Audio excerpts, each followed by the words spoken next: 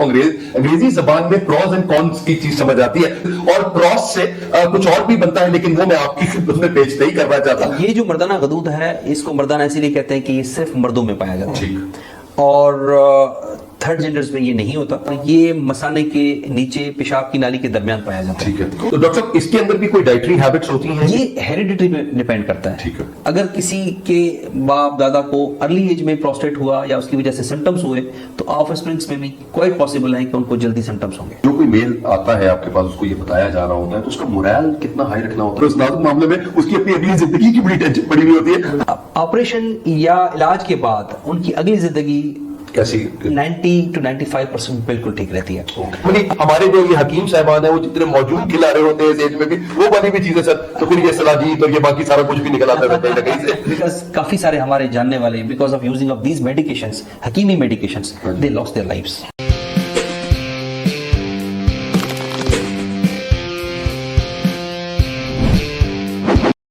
अस्सलाम वालेकुम जी, सर्जन कोई कोई के एक नए एपिसोड के साथ मैं डॉक्टर वजाहत हमारे साथ हैं और हमने अपनी इस टीम में एक नया इजाफा किया है और वो नया इजाफा है डॉक्टर आसिफ बलोच का जी। He is the associate professor and head of department of urology and kidney transplant. हमने जो पहला एपिसोड किया था वो एपिसोड स्टोन्स के ऊपर था और आज का एपिसोड जो है वो भी एक बहुत इंपॉर्टेंट टॉपिक है। अगर पाकिस्तानियों की बात की जाए तो दैट्स प्रोस्ट्रेट। मैं चूंकि जी अंग्रेजी का बंदा हूं तो अंग्रेजी जबान में प्रॉज एंड कॉन्स की चीज समझ आती है, प्रोस्पेक्टिव्स एंड कॉन्सिक्वेंसेस, और प्रॉस से कुछ और भी बनता है, लेकिन वो मैं आपकी खिदमत में पेश नहीं करना चाहता, वो आपको खुद अंदाजा हो जाएगा। लेकिन असल में I will start with doctor साहब नाउ। प्रोस्ट्रेट होता क्या है सर? हमारे पहले लोगों को वो बता दें और उसके बाद फिर हम will start up with the discussion. Thank you very much Haseeb साहब, taking me on the board. Prostate, इसको आम ज़बान या उर्दू में हम गदूद भी कहते हैं, मर्दाना गदूद भी कहते हैं। ये अल्लाह की तरफ से एक जैसे बाकी हमारे ऑर्गन्स हैं, ये भी एक इम्पॉर्टेंट ऑर्गन है जो कि मसाने की बेस पे या मसाने के साथ पड़ा होता है। ये गदूद सब मर्दों में पाया जाता है। Okay. ये जो मर्दाना गदूद है, इसको मर्दाना इसीलिए कहते हैं कि ये सिर्फ मर्दों में पाया जाता है और थर्ड जेंडर्स में ये नहीं होता। दैट डजंट मीन कि हर मर्द को इसकी सिम्टम्स भी होंगी, लेकिन ये जो बढ़ना होता है या कहते हैं कि गदूद बढ़ गया, तो ये basically after the age of 55-60 years के बाद बढ़ना शुरू हो जाता है। और इसकी कोई खास रीजन होती है सर, या सिर्फ फिजिकली ही ये चीजें इस तरह बढ़ रही होती है? इसकी रीजन हार्मोनल जो इम्बैलेंस है, उसको इंटरनल मेल्यू जो चेंज होता है, ये उस वजह से होता है। ठीक है। बेसिकली जैसे हम एज बढ़ती जाती है तो there is imbalance between the oestrogen, हमारे जो हार्मोन्स होते हैं, और टेस्टोस्टेरोन, उसमें जो इम्बैलेंस आता है उसकी वजह से ये बढ़ता है और ये नेचुरल है, हम इसको रोक नहीं सकते। जैसे आंखों की बिनाई या नज़र का आफ्टर द एज ऑफ 40 का कमज़ोर होना है, तो इसी तरीके से ये भी एक चेंजेस है जो जिस्म में आती है। गदूद की आपने बात की थी, गदूद और भी हिस्सों के साथ है बॉडी के या नहीं है? या जी बिल्कुल, काफी सारे गदूद हैं। लेकिन अब हम जिस गदूद की बात कर रहे हैं वो स्टमक के नीचे वाले जिस तरह हमने एक थायराइड पे प्रोग्राम किया, बिल्कुल सही, वो भी एक गदूद ही है, ग्लैंड, तो उसका वो भी कुछ पैदा कर रहा है, इसी तरह ये भी एक गदूद है। ऐसे ही दिमाग से लेके नीचे तक मुख्तलिफ गदूद होते हैं। दिमाग में गदूद होते हैं, जैसे पिट्यूटरी ग्लैंड है, it is also one of the type of a gland और गदूद। तो इसी तरीके से ये जो प्रोस्टेट है, ये गदूद है और ये मसाने के नीचे पेशाब की नाली के दरमियान पाया जाता है। ठीक है। और इसके जो हमने डिस्कस कर लिया कि क्या रीज़न हो सकती हैं, ये नेचुरल होता है, इंटरनल चेंज की वजह से, चेंज ऑफ हार्मोनल इम्बैलेंस की वजह से बढ़ते हैं। उसके बाद आता है कि क्या इसकी सिम्टमेटोलॉजी, क्या प्रेजेंटेशन, मरीज किस तरह से हमारे पास आते हैं।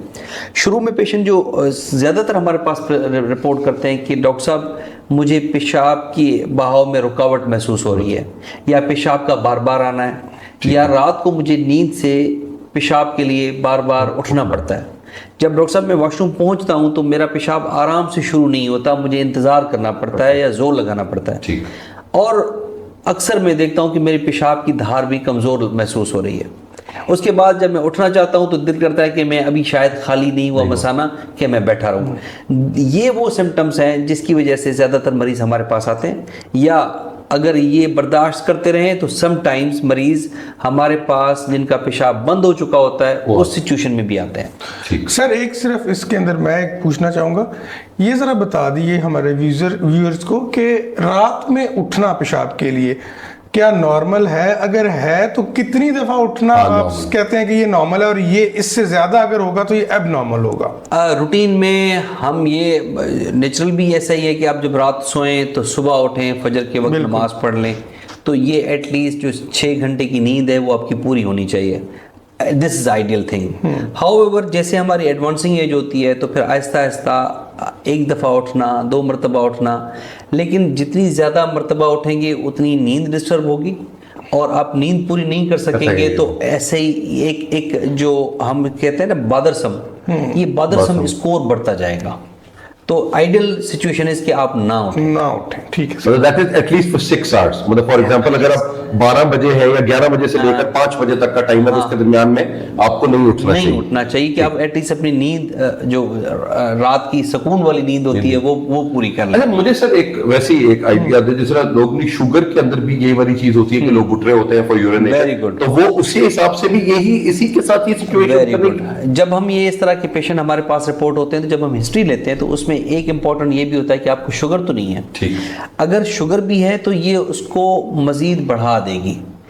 अनकंट्रोल डायबिटीज जो कंट्रोल नहीं हो रही तो पेशेंट को वैसे भी उसमें यूरिनेशन ज़्यादा होती है, फ्रीक्वेंसी या बार बार पेशाब आता है, और साथ में अगर गदूद भी बढ़े हों तो ऐसे समझिए कि उनके जो ये प्रॉब्लम है डबल हो गया है। तो that's why this is very important. और आपने बड़ा अच्छा हाईलाइट किया कि शुगर के मरीजों को फिर हम शुगर को टेस्ट करते हैं, कंट्रोल नहीं होता तो फिर उनके स्पेशलिस्ट के पास भेज के उसको कंट्रोल करवाते हैं, फिर मजीद अपना गदूद का इलाज भी साथ में दे देते हैं। लेकिन अगर किसी को शुगर है और उसका प्रोस्टेट बढ़ा हुआ नहीं है तो उसको पेशाब तो ज़्यादा आएगा, लेकिन जो अलामात सर ने बताई कि धार नहीं बन रही, आपको फीलिंग ऑफ इनकम्प्लीट इवैक्यूएशन है, आप उठते हैं तो आप कहते हैं जी अभी खाली नहीं हुआ, या आपको जोर लगाना पड़ा, ये नहीं होगा। पेशाब की मिकदार ज़्यादा होगी, फ्रीक्वेंसी ज़्यादा होगी, लेकिन उसमें ये वाली अलामात नहीं होगी। ठीक। तो डॉक्टर साहब इसके अंदर भी कोई डाइटरी हैबिट्स होती हैं कि जिनके साथ आपने वो कहा कि जी एज का फैक्टर इसके अंदर ज्यादा है, लेकिन मोस्टली अगर हम 40s में देखें कि लोगों के साथ अगर ये प्रॉब्लम होता है तो वो क्या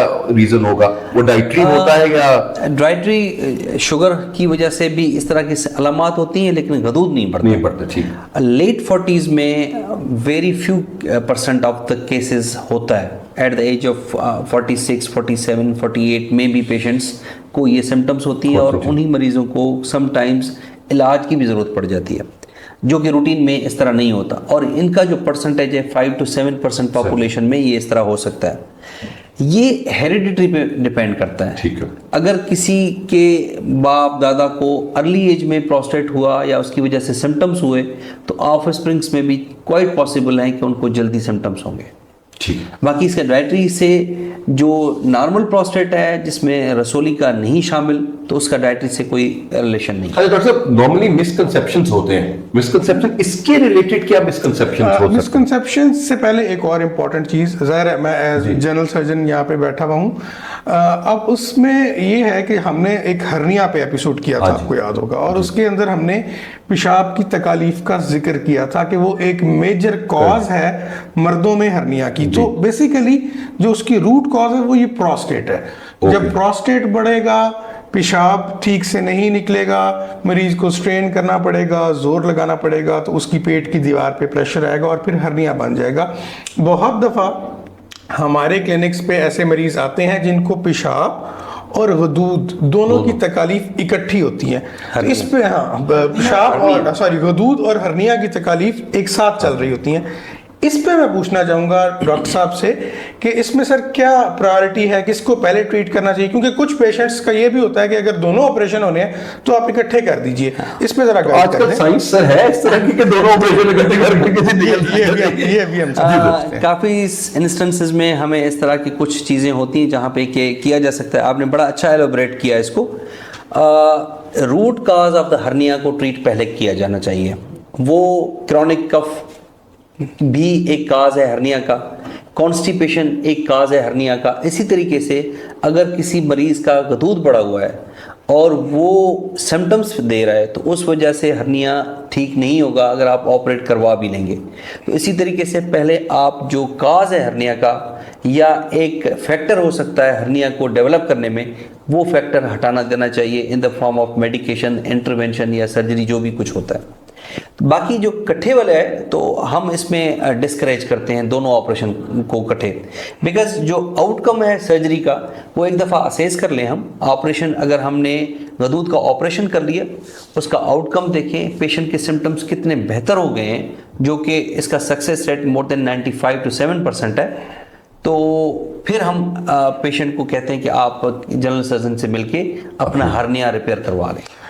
बाकी मिसकंसेप्शंस की आपने बात की, तो मुझे लगता है कि जो दो मिसकंसेप्शंस हैं, एक तो ये है कि प्रोस्टेट के ऑपरेशन के बाद मरीजों को ये होता है कि जी ये एक ऑपरेशन हमने करा लिया तो शायद हमें बार बार कराना पड़ेगा। एक ये चीज़ है, और दूसरा ये चीज़ है कि इसके बाद जो पेशाब की नाली लगती है वो कितनी देर तक लगी रहती है और वो कब निकालनी है। कुछ मरीज समझते हैं कि जी वो लगी ही रहेगी, तो ये हम आसिफ साहब से पूछते हैं कि उसके बारे में मैं ये ज़रूर करना चाहूँगा कि इस सवाल का जवाब देने से पहले हम ये असेस कर लें कि हाउ टू इन्वेस्टिगेट दिस। बिल्कुल। तो इन्वेस्टिगेशंस में सिंपल जो हम गदूद के लिए कराते हैं वो इम्पोर्टेंट है अल्ट्रासाउंड। ठीक है। और अल्ट्रासाउंड के लिए जिन पेशेंट्स को इस तरह की अलामात हों तो हम बार बार उनको ये गाइड करते हैं, जब भी अल्ट्रासाउंड के लिए जाएं पेशाब रोक के या मसाना भर के जाएं। और डॉक्टर साहबान जो उनको अल्ट्रासाउंड स्पेशलिस्ट होते हैं वो उनको 2 मरतबा स्कैन करते हैं। 2 मरतबा से मुराद के एक दफ़ा मसाना भर के, फिर उनको कहेंगे कि आप गो टू द वॉशरूम, आप अपना ब्लैडर या मसाना खाली कर लें, फिर दोबारा चेक करेंगे कि पेशाब पीछे कितना रह गया। This is very important. So जब ट्रीटमेंट का ऑप्शन आता है तो फिर इन दोनों चीज़ों को हम देखते हैं, एक द साइज़ कि इस प्रोस्टेट का साइज कितना है और पीछे मसाने में कितना पेशाब रह गया। अगर पेशाब पूरा एवेक्यूएट हो जाता है तो मींस पेशेंट को इतनी ज़्यादा ट्रीटमेंट की ज़रूरत नहीं है। उसके साथ साथ अल्ट्रासाउंड के बाद पेशाब का सादा टेस्ट, कॉमन सा टेस्ट होता है, और इम्पॉर्टेंट एक चीज़ होती है प्रोस्टेट स्पेसिफिक एंटीजन या सीरम PSA लेवल। ज़्यादातर वो एक स्क्रीनिंग टेस्ट है जिसमें हम गदूद की रसोली को डिटेक्ट करने के लिए करवाते हैं। ये इम्पॉर्टेंट होती है। ये जब इन्वेस्टिगेशंस किसी पेशेंट को देते हैं तो उससे पहले हम मरीज़ का मुआयना भी कर देते हैं। वो मुआयना गदूद का मुआयना होता है और वो डिजिटल रेक्टल एग्जामिनेशन के साथ किया जा सकता है। तो जब भी इस तरह होता है तो हम पेशेंट की हिस्ट्री और एग्जामिनेशन और उसके बाद हम ये इन्वेस्टिगेशंस कराते हैं। अगर सिम्टम्स हम समझते हैं कि इससे भी ज़्यादा हैं तो फिर we have some extensive investigations, जिसमें एक आता है यूरोफ्लोमेट्री। ठीक। उससे यूरिन का फ्लो पता चलता है कि मरीज़ का यूरिन का फ्लो कितना है, तो वो भी एक टेस्ट है उसमें। डॉक्टर वजाहत, बड़ा आपने अच्छा ये पॉइंट उठाया कि ये जो मिसकंसेप्शंस हैं ये बिल्कुल ऐसे होते हैं। एक आम आदमी भी उसको बता देता है कि अगर तुसी ऑपरेशन कराया तो दोबारा भी कराना पैना जी। हर दफ़ा इस तरह नहीं होता। और जो नेक्स्ट सिम्टम्स होती हैं दैट इज़ नॉट मैंडेटरी कि वो गदूद की वजह से हों। ठीक है। जब हम गदूद का ऑपरेशन करते हैं या इंटरवेंशन किसी भी किस्म का करते हैं तो उसके बाद पेशाब की नाली में भी समटाइम्स तंगी होती है जिसको किसी और तरीके से मैनेज किया जा सकता है। हाउएवर इसके बहुत कम चांसेस होते हैं कि ये दोबारा गदूद बढ़ जाए। ठीक है। बाकी दूसरा मिसकंसेप्शन ये कि अगर तुसी एक बार ऑपरेशन करा लिया तो पेशाब की नाली लगी रहेगी, ऐसा भी हरगिज़ नहीं होता। इस ऑपरेशन का विद करंट जो हमारे पास मेडिकेशंस और इलाज है, जो करंट इलाज है, success rate has up to the 97%।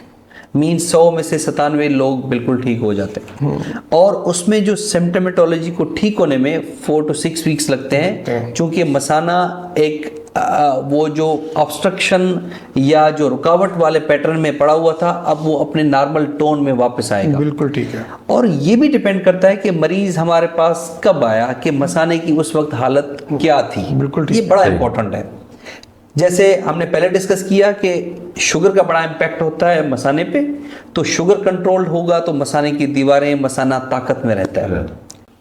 Sir इसके डिफरेंट ट्रीटमेंट ऑप्शंस क्या होते हैं? और एक और सर मैं कोई खाने की कोई ऐसी चीजें हैं जिनसे पेशाब रुक जाता है या जिनसे कोई चीज आती है, वो भी कोई चीजें हैं सर इस तरह की कि जो फास्ट फूड्स नॉर्मली मुझे लगता है कि जी इसके इनके साथ ये चीजें होती है, ये तो मेरी हाँ नहीं, पेशाब रुकता किसी खास खाने की वजह से नहीं है इस तरह से।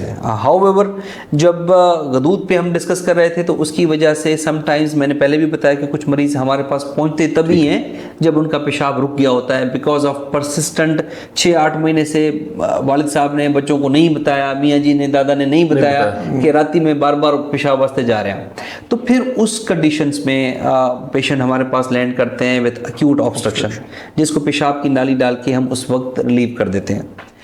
Treatment starts from medicines. पहले मैंने बताया कि हम बिहेवियरल चेंजेस भी करवा सकते हैं, उसको हमने डिस्कस कर लिया। दवाइयों के साथ स्टार्ट करते हैं, दवाइयों के साथ पेशेंट को बहुत ज़्यादा फायदा हो सकता है।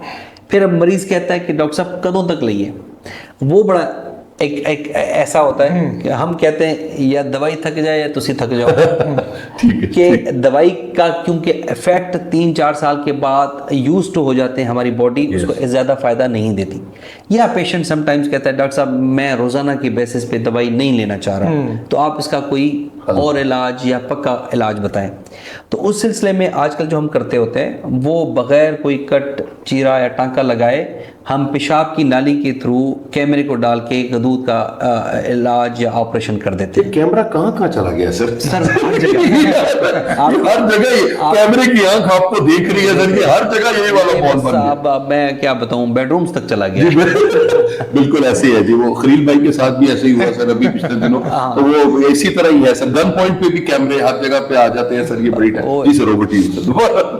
तो उसके साथ ये एक इलाज है जिसमें पेशेंट की फ़ायदा ये है कि अगले दिन ही मरीज़ डिस्चार्ज हो जाता है। सही। पेशाब की नाली 2 से 3 दिन रखते हैं, वो भी सेफ्टी पर्पस के लिए अर्ली भी निकाली जा सकती है, और उसके बाद पेशेंट फील करता है कि मेरा माशाल्लाह से आई एम फीलिंग गुड।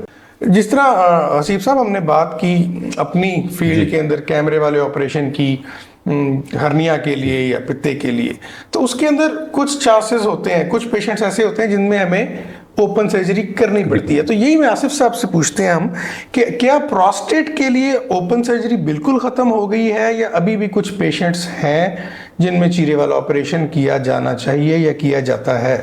सुन पे चीरे वाले हमें कहें। बिल्कुल जी बिल्कुल बिल्कुल ट्रू। कुछ परसेंट पेशेंट्स का ऐसे होते हैं जिनको चीरे वाले ऑपरेशन की ज़रूरत पड़ सकती है। वो ज़्यादातर डिपेंड करता है the size of the prostate. जो कट ऑफ है बुकिश या साइंटिफिक, अगर प्रोस्टेट या गदूद 100 ग्राम से ज़्यादा है या 150 ग्राम से ज़्यादा है तो वो पेशेंट्स को हम ऑफर करते हैं कि आप चीरे वाला ऑपरेशन करवाएं। उसमें एक और ऑप्शन भी पेशेंट्स कुछ कहते हैं कि डॉक्टर साहब नहीं चीरा नहीं दबाना, मैंने ऑपरेशन चीरे वाला नहीं करवाना चाह रहा, तो हम उन्हें दूसरा ऑप्शन दे देते हैं कि आप स्टेज कैमरे वाला ऑपरेशन करवा लें। एक स्टेज में एक हम साइड कर देंगे, दूसरी स्टेज में दूसरी साइड। लेकिन ये इतना बहुत ही फैसिनेटिंग और वायबल ऑप्शन नहीं होता, तो पेशेंट को दूसरा चीरे वाला ऑपरेशन की तब भी जरूरत पड़ सकती है कि मसाने में गदूद भी बड़ा हुआ था, 100 ग्राम 150 ग्राम का था, कैंसर भी आ गया सर, नो स्टोन आ गया, साथ में पत्थर पड़ा हुआ है। पत्थर के लिए इतना बड़ा पत्थर है कि आप उसको चीरा दिए बगैर नहीं निकाल सकते, तो फिर हम पत्थर भी निकालते हैं, गदूद भी निकाल लेते हैं साइमल्टेनियसली। मसाने के पत्थर की बात कर रहा था, या मसाने में कुछ ऐसे आउट पाउचिंग हो सकती हैं जिसको हम अपनी लैंग्वेज में डायवर्टिक्यूलम कहते हैं। अगर बहुत बड़ा डायवर्टिक्यूलम है तो उसकी सर्जरी के दौरान भी हम वो डायवर्टिक्यूलम भी ठीक करते हैं, और चीरे के साथ हम वो गदूद भी जो बहुत बड़ा था निकाल दें। इसमें परसेंटेज कितनी है, कितने परसेंट होंगे इस तरह के पेशेंट्स इसमें surgery? Very rarely, about 7 to 10% में हम ओपन की जरूरत पड़ती है, अदरवाइज ज्यादातर हम मैनेज कैमरे के साथ या वर्मे वाले ऑपरेशन के साथ मैनेज कर लेते हैं। आई मस्ट कोट, मेरे पास कोई एक पेशेंट विद 250 ग्राम्स प्रोस्टेट का गुजरांवाला से रिपोर्ट हुआ।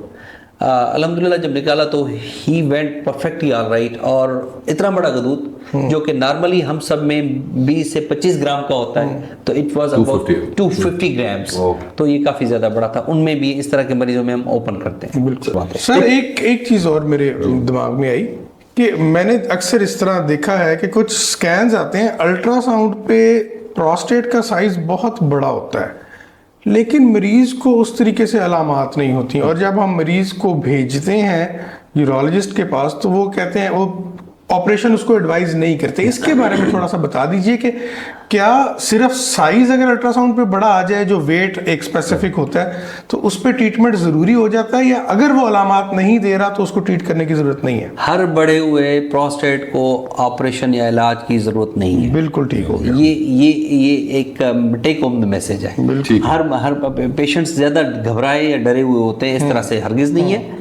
मैंने जैसे बताया कि सिम्टम्स या मरीज की अलामात मैटर करती हैं, या जो उसकी वजह से उनके लाइफ पे बॉदरसम कितना है वो मैटर करता है। दूसरा, जो अल्ट्रासाउंड पे अगर पेशाब पूरा खाली हो जाता है तो मींस इस मरीज को इलाज की जरूरत नहीं है। बिल्कुल ठीक। So this is very important. तो मरीजों एक और सर दोनों डॉक्टर साहबान से है कि जो कोई मेल आता है आपके पास, उसको ये बताया जा रहा होता है तो उसका मोरल कितना हाई रखना होता है, और वो डॉक्टर को क्या, क्योंकि सर वो ये बड़ा एक नाजुक सा मामला है सर, उस नाजुक मामले में उसकी अपनी अगली जिंदगी की बड़ी टेंशन पड़ी हुई होती है, तो वो उसको कैसे कूप अप करता है सर, और कैसे उसको देखता है? कोई भी ऑपरेशन, कोई भी इलाज, एक उसकी अपनी एंजाइटी जरूर होती है, आम उनके लिए, पेशेंट के लिए, किसी के लिए भी। तो उस एंजाइटी को एक तो आप प्रॉपरली अगर हम इन्वेस्टिगेट करते हैं, उनको काउंसिल करते हैं, तो पेशेंट हमारे काफ़ी सारे मरीज, डॉक्टर साहब मैं मिल के 50% ठीक हो गया, ये एक बड़ा अच्छा जुमला होता है, और दैट शोज कि आपने प्रॉपर मरीज का टाइम दिया, उनको काउंसिल किया, तो means he is in a good shape. Operation या इलाज के बाद उनकी अगली जिंदगी कैसी 90 to 95% बिल्कुल ठीक रहती है। अबाउट 5 to 10%, 7 to 10% कुछ उनमें इज़्दवाजी मामलात के मामले में जो इश्यूज आते हैं वो करेक्टेबल होते हैं, वो द हेल्प ऑफ मेडिकेशंस वो ठीक हो जाते हैं, और उसमें 3 to 4 months लगते हैं ठीक होने में। So means these are treatable causes of वो जो हम इरेक्टाइल डिस्फंक्शन कह लें उसके साथ, या इज़्दवाजी अलामात कुछ। लेकिन एक और बात भी है डॉक्टर साहब कि अगर आप 55 की बात करें, 55 to 60, तो इसमें भी वैसे भी वो वाला जो आपकी इतनी टाइमिंग है या बाकी चीजें वो कम हो जाती हैं, you are more into this thing, या नॉर्मली हमारे जो ये हकीम साहबान है वो जितने मौजूद खिला रहे होते हैं इस एज में भी वो वाली भी चीजें सर, तो फिर ये सलाजीत और ये बाकी सारा कुछ भी निकल आता है कहीं ना कहीं से, तो ये क्या असर है? हम कभी भी किसी को डिस्करेज नहीं करते, हम सलाजीत खाने से सर नहीं, हकीमों के पास जाने से। इनफैक्ट हम ये जरूर कहते हैं कि एटलीस्ट हमें जो हम चीज़ किसी को प्रिस्क्राइब कर रहे होते हैं उसके साइड इफेक्ट्स, उसके कॉम्प्लिकेशन से वी नो, उसका क्या फ़ायदा है वो ही नो। तो एटलीस्ट हम पेशेंट को एजुकेट करने के लिए ये ज़रूर कहते हैं कि जो भी दवाई लें आप उसका फ़ायदा, उसका नुकसान उनसे डिस्कस करें, उस पर तहकीक ज़रूर करें, बिकॉज काफ़ी सारे हमारे जानने वाले because of using of these medications, Hakimi medications, they lost their lives in the form के गुर्दे उड़ गए, डायलिसिस पे चले गए, and ultimately they lost their lives. So this is important. हमारा इस सिटिंग का मकसद भी है कि मरीज जो है, आम लोग एजुकेट एटलीस्ट हों कि हमें क्या चाहिए। मैं आपको एक बात बताऊंगा, काफ़ी सारे ऐसे हकीम भी हैं जो कि हमारी एलोपैथिक की मेडिकेशन कुट के मरीजों को देते हैं कि आप ये खाएं, ऐसे तो देखिए कहीं ना कहीं और डोज का भी नहीं पता, तो this is something. Last word sir regarding this के जी, अगर हम इसको देखना चाहें, और ये वेस्ट और ईस्टर्न में हमेशा इसके ऊपर बात करता हूं, तो क्या ये सेम है, इसी तरह ही चलता है? जी बिल्कुल ऐसे ही चलता है। एडवांसमेंट उनके पास कुछ ज़्यादा है, हाउएवर जो state of the art treatment है वो हमारे पास भी अवेलेबल है in the form of lasers, हमारे पास अवेलेबल है।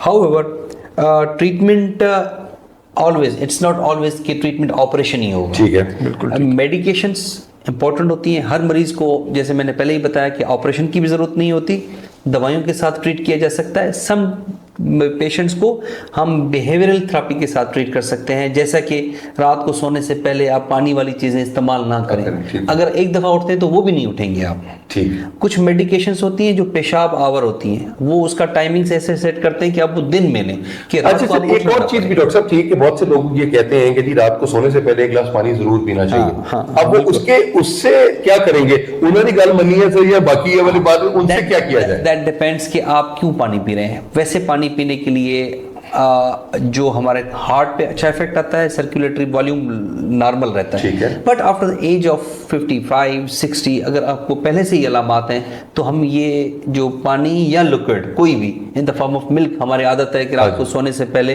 दूध पीते हैं, तो ये पानी वाली कोई भी चीज़ हो तो इसको आप अवॉइड करें, दिन में जितना दिल करे पी लें, तो इसको रोका जा सकता है। Sir thank you very much जी, बहुत शुक्रिया। नाज़रीन, हमारा जो आज का टॉपिक था वो प्रोस्टेट था। प्रोस्टेट के अंदर बहुत से मिसकंसेप्शंस जो है वो हमने दोनों डॉक्टर साहबान ने आपकी खिदमत में पेश की और उसका एक आपको एक आइडिया, एक एडवाइस दी गई है कि जी ये चीज़ें हैं जो नॉर्मली लोग बात करते हैं, लेकिन हमारे हिसाब से चीज़ डिफरेंट होनी चाहिए। आपको पानी का इंटेक के बारे में भी बात की गई और ये है कि अगर आपको अपनी स्लीप पैटर्न अगर आप ठीक कर लेते हैं, दैट्स अबाउट फॉर 6 आवर्स, आप ना उठें, ये सबसे बड़ा एक आपके लिए एक अपना ये गॉज है कि आप इनमें से देख सकते हैं कि यस आप बिल्कुल ठीक है। सो नींद तो हमें हर सूरत में अपनी पूरी करनी पड़ती है और करनी चाहिए भी in order to have a healthy life. So हमें जी डॉक्टर आसिफ को, डॉक्टर वजाहत और हसीब खान को सर्जन कोई से इजाजत दीजिए। इंशाल्लाह नेक्स्ट एपिसोड में आपकी खिदमत में फिर हाजिर होंगे। अपना बहुत ख्याल रखिएगा। पाकिस्तान जिंदाबाद।